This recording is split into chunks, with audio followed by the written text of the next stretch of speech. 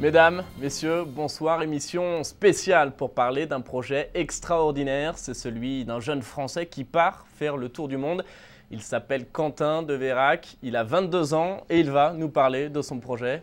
Quentin, bonsoir. Bonsoir. Vous avez donc 22 ans. Vous êtes originaire de Marseille dans le sud de la France.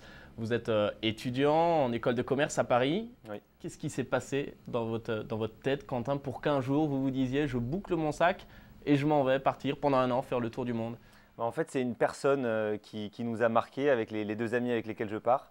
C'est le pape François qui, lors d'un discours avant un conclave, a eu ces mots « L'Église doit sortir d'elle-même, elle doit aller dans les périphéries géographiques, humaines et existentielles. Là où réside le mystère du péché, de la douleur, de la souffrance. » Et ben, c'est pour répondre à cet appel que nous avons décidé de partir pendant un an. Le pape François donc, vous inspire. Qu'est-ce qui vous marque? Qu'est-ce qui vous frappe chez le pape François? C'est sa simplicité, son accessibilité, son humilité. C'est son souhait finalement d'une église pauvre pour les pauvres. Ouais, ça a eu un vrai écho en nous.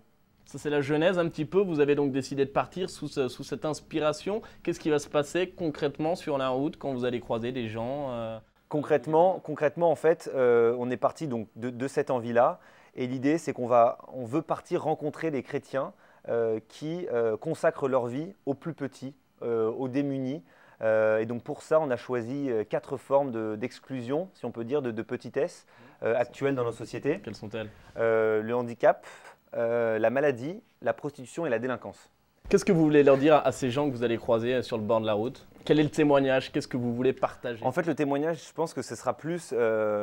ça, c'est des témoignages qu'on va récolter en allant à la rencontre des gens. Et le vrai témoignage, je pense que ce sera surtout en revenant pour montrer finalement à ceux qui connaissent l'Église ou qui connaissent peu l'Église ou entre guillemets qui l'aperçoivent au prisme de certains médias qui la présentent comme une institution archaïque et bureaucratique. L'Église, c'est avant tout des personnes et c'est ces personnes-là qu'on va rencontrer, ces chrétiens-là qui, loin des caméras et des honneurs, n'hésitent pas à consacrer chaque minute de leur vie pour ces plus pauvres, ces plus petits, ces plus démunis. Vous voulez changer en fait l'image de l'Église à l'autre bout du monde? Alors en fait, c'est pas la changer parce que ça fait 2000 ans que l'Église a cette mission-là, cette mission première, cette mission de l'Évangile.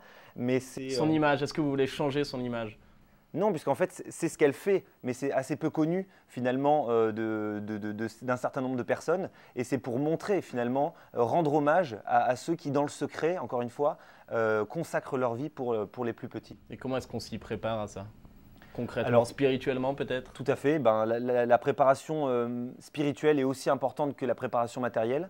Et à ce titre, on a prévu de faire une retraite dans un monastère dans les Alpes où, pendant un week-end ou quelques jours où on va se préparer parce qu'on est très conscient du fait qu'il va y avoir aussi des moments difficiles, des situations humaines terribles et on veut se préparer pour ça. Effectivement. On a compris donc vos motivations. Est-ce que vous avez un thème, un fil rouge que vous suivrez tout au long de votre… Alors en fait, il y a un conducteur matériel, il y a 2 conducteurs on peut dire. Il y a un conducteur matériel, donc ça va être de réaliser une série de reportages vidéo en fait, pendant notre année, dont des extraits seront diffusés en fait, dans des classes de collège et lycée en France pour permettre aux étudiants de nous suivre. Et à la fin de notre périple, un bouquin, un livre qui sera destiné à être publié. Donc ça, c'est le conducteur plus matériel. Et le conducteur spirituel, c'est en fait, comme je le disais, on va partir de Rome. Donc on va recevoir la bénédiction du pape. On veut transmettre cette bénédiction aux petits et aux chrétiens que nous allons rencontrer. On compte récolter leur intention de prière, les porter avec nous pendant un an et finir par les déposer à Jérusalem, étape finale de notre périple, où nous allons finir par prier pour eux pendant une semaine. C'est véritablement le pape François qui vous a inspiré. Vous ne vous étiez jamais dit avant, étant petit, peut-être qu'un jour je partirai faire le tour du monde. Est-ce que c'est la réalisation d'un rêve? Non, non. Très honnêtement, quand on décide de partir faire un tour du monde, une des motivations, si c'est la première, le désir qui monte, c'est une envie aussi de voyager, de se bousculer, de partir à l'aventure. Mais en discutant avec mes 2 amis, la seule chose, si vous voulez, qui justifiait une telle décision, pour nous, c'était la foi et c'est ça qui nous a poussé à partir. Alors, qu'est-ce que vous et vos amis, vous attendez en retour de cette expérience? Vous allez partir à travers le monde, Ouais. partager. Non, je vois ce que vous voulez dire. Vous voulez quelque chose? Vous cherchez quelque chose? Ce qui est vrai, c'est qu'on est tous les trois convaincus d'une chose, c'est qu'on passe quand même beaucoup de temps à se préparer professionnellement, à faire des études, etc. Et finalement, en comparaison, assez peu, on se prépare assez peu, si vous voulez, d'un point de vue humain et spirituel. Et cette année, c'est une année de préparation ou de formation humaine et spirituelle qui, pour nous, à notre avis, est quasiment aussi importante que la formation professionnelle. Quelle est la réaction des gens autour de vous quand vous leur faites part de votre projet, quand vous leur dites qu'à l'appel du pape François, vous allez en périphérie des existences? Alors en fait, c'est vrai qu'on n'adapte pas le discours, donc on le dit de but en blanc à ceux qui savent qui est le pape François et à ceux qui ne savent pas. Ça provoque des réactions diverses. Alors il y en a certains qui disent « j'ai toujours rêvé de faire un tour du monde, moi aussi ». Il y en a qui disent c'est beau, c'est génial. Il y en a pour qui ça suscite un vrai intérêt.